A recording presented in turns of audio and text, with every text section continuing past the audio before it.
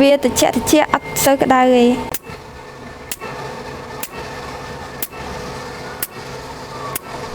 អ្នកទាំងអស់គ្នាមុននេះឮអី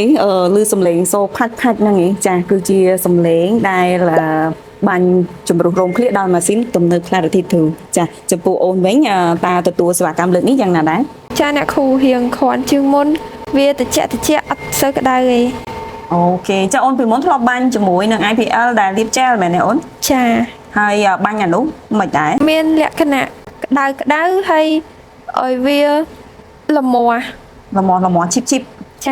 ចាអូខេចឹងប្រៀបធៀបពីសេវាកម្មលើកមុនហើយនឹងលើកនេះស្រួលជាងណាអូនលើកនេះស្រួលជាងអូខេបងប្អូនទាំងអស់គ្នាអូនមានការប្រៀបធៀបគ្នាភ្លាមតែម្ដងថារវាងការបាញ់ IPL ជាមួយនឹងម៉ាស៊ីន Clarity 2ពិតជាពិសេសអស្ចារ្យមែនចុះសម្រាប់អ្នកគ្រូដែលធ្វើសេវាកម្មជូនអតិថិជនយ៉ាងណាដែរខ្ញុំពិតជាមានការងាយស្រួលខ្លាំងជាងមុនខ្លាំងមែនតើណាគ្រូដោយសារតែมันមានការប្រឡាក់ញ៉ៃជាមួយនឹង gel ចាអញ្ចឹងគ្រាន់តែយើងធ្វើការដករោមជាមុនហើយយើងធ្វើការបាញ់ដូចជាស្ដាច់អញ្ចឹងគឺចំណេញពេលវេលាខ្លាំងមែនតើហើយខ្ញុំឆ្លាញ់ជាមួយនឹង laser Clarity 2នេះខ្លាំងមែនតើអ្នកទាំងអស់គ្នាប្រសិទ្ធភាពវាលឿនរហ័សជាងមុនពេលដងតែម្ដងអ្វីដែលពិសេសគឺมันមានការឈឺចាប់